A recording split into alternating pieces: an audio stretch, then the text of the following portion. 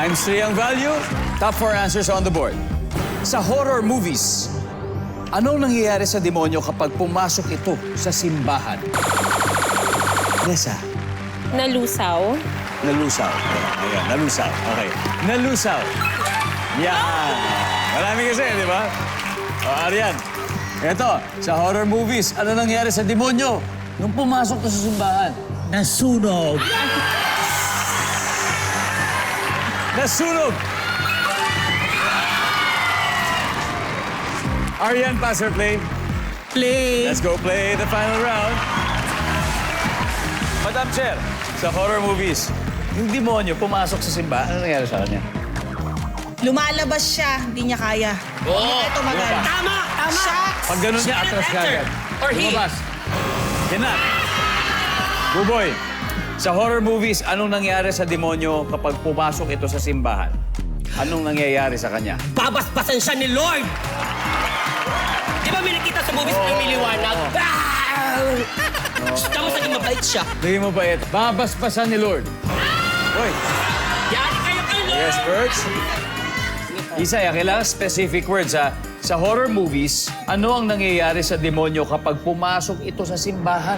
Mangingisay. Galing! Ang galing! Ingisay! Galing! Ang galing, di ba? Mangingisay.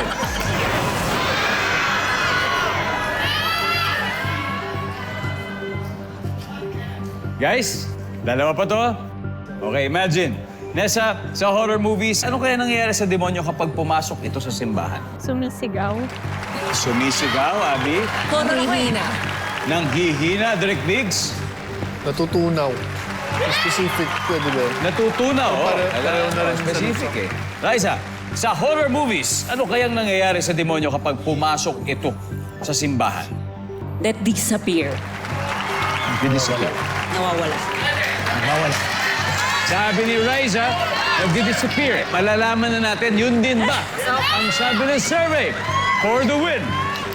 Survey says nag-disappear. Boom!